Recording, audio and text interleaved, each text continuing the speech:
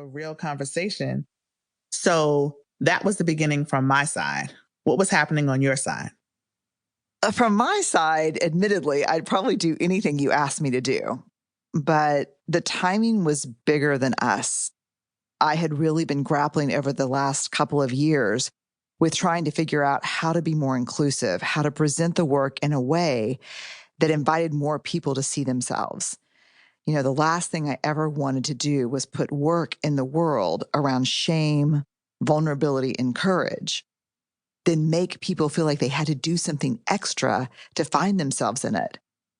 You know, I thought I had controlled for that with my sample because I've always been hyper vigilant about diversity in the people I interview and in the data sources. In fact, one of the earliest criticisms of my work was that the sample population actually over-indexed around Black women and Latinx folks.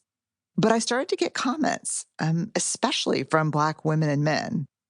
Comments like, I'm having to work at this more to see myself in it, more than I would have preferred, or more than I would have liked to have to do.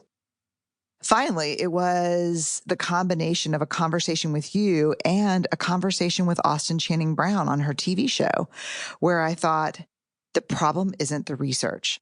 The research resonates with a diverse group of people because it's based on a diverse sample.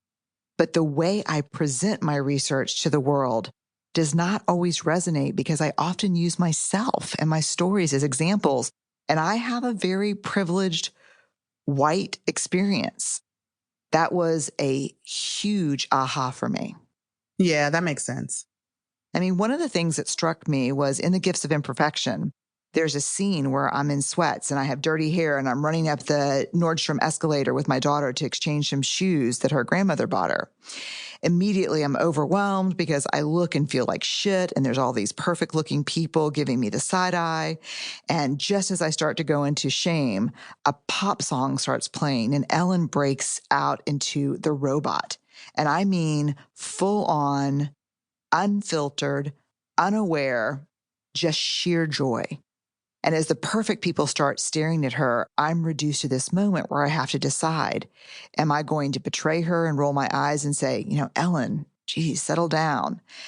Or am I going to just let her do her thing and be joyful and unashamed? I end up choosing her and actually dancing with her. And it's a great story about choosing my daughter over acceptance by strangers. But I've shopped enough with Black friends to know that if I was not dressed up, even if I was dressed up, and I was in a department store where my Black daughter broke into a dance, there would be a whole other set of variables to consider, including being hassled by security, possibly separated from my daughter, even arrested.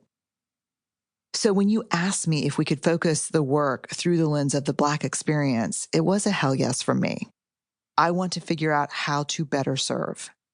In addition to telling my story, which I think is helpful, I want to co-create so people see themselves in the work. Co-creation is how we can tell stories from the Black experience that illustrate the data. I mean, does that make sense to you? It does. This is our first time really digging into your grappling with this. Your questions make absolute sense, and it also makes sense why you wanted to do this together. You still said, are you sure you want me to do it with you? You have my permission to use my work and do it. I know. I was scared. I'm still scared. No, I get it. I understand the fear.